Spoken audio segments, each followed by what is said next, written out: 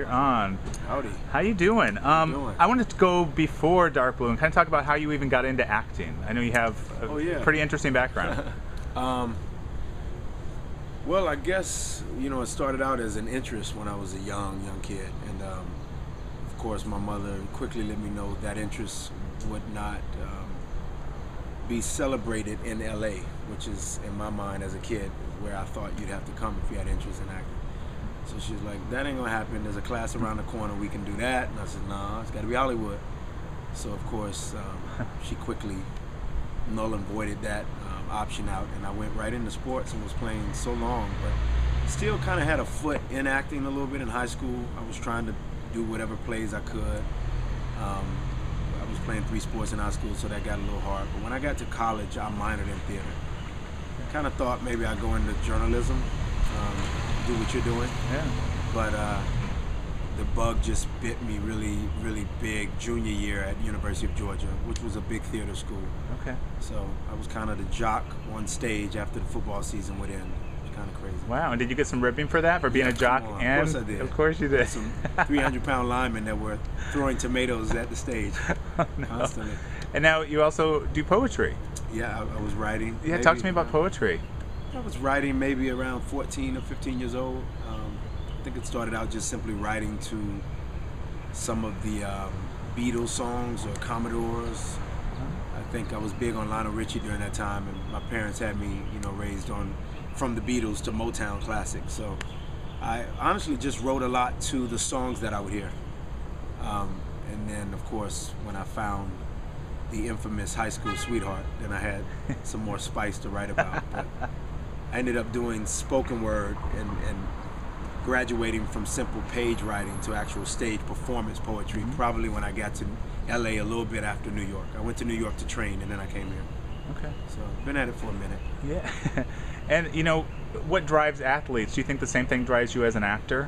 Like this? I think definitely for me, the same thing drives me as an actor that drove me as an athlete. But I don't think that's apropos for all actors. I think they probably don't have the experience on the athletic field that I have. So they're probably used to lattes being served when they want them served, and green M&Ms instead of brown if they ask for that. But I'm used to being in the trenches, literally and figuratively. So yeah, I think I understand that a set is very much a team concept, and everybody is no more or less important than I am. And yeah, I think so. Just to tell a story, and I think athletes tell a story too. I'm sure Kobe Bryant's really trying to tell a story. Now that they're down one game. So it's very similar for me. Yeah. And talk to me about the second season of Dark Blue. What are we going to see with your character? We're going to learn a little bit more about him. What makes him tick? What's going to happen to Definitely learn a little bit more about him.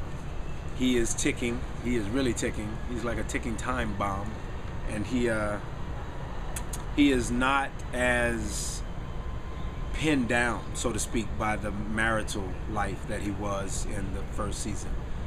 It's not to say that he's not married still, but he's not as pinned down with the responsibilities of being a husband, juggling that with also juggling being this cop on the side. So I think more of a single tie. Oops. Okay. Done some things he shouldn't do, Ty.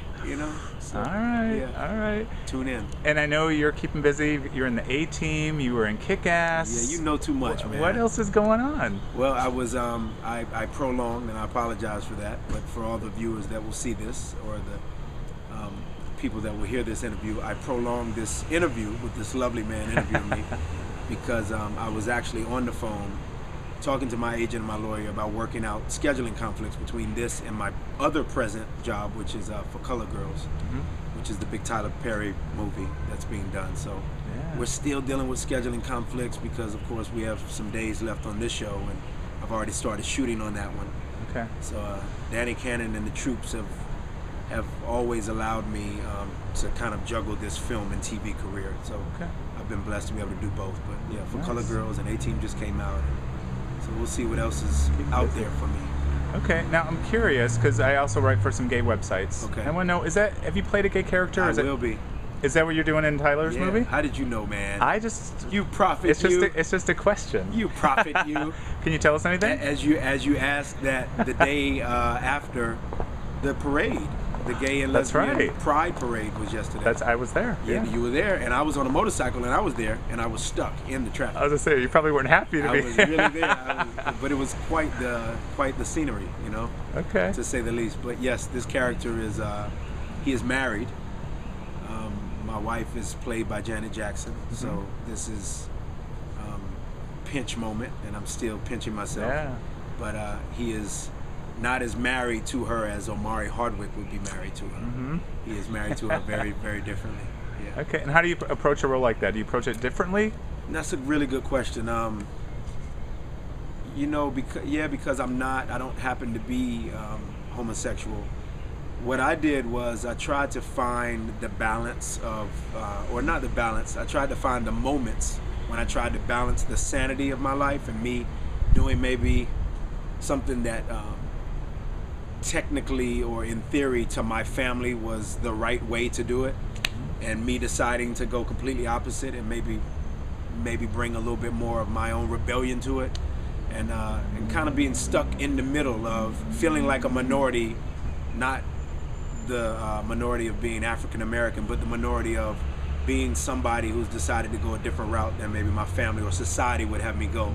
So I just had to do my best of finding those moments where I was sort of devilish angel, so to speak, maybe, and deciding to rock and roll the way I want to rock and roll, you know, which is actually the attitude, I'm sure, of a lot of homosexual people in life. They have to do what they feel is most important for their happiness. So really just finding my rebellious moments and finding my truth. That's been the real thing for this. All right. And the tattoos, they are mine. Are you done? I am quite done. Okay. There are many, and my mother for years has said, you will not work in this town. You made it out here, but you won't work. And so I guess I have the last laugh because I'm working. Okay. I actually tried to cover the tattoos before Dark Blue started a season ago. And our co-creator and Danny Cannon, he came and said, no, I don't want them covered. So I'm able to use them, and obviously for certain roles I have on long sleeve shirts. But people ask me all the time, and typically I'm covered up. All right. Anything you want to say to the fans? Do you have tattoos? Do you have tattoos? I have one. You have one up here, a yin yang. You're not done. I don't know. I think I'll have one more maybe. You're not done. At I least want to one. say thank you to all the fans.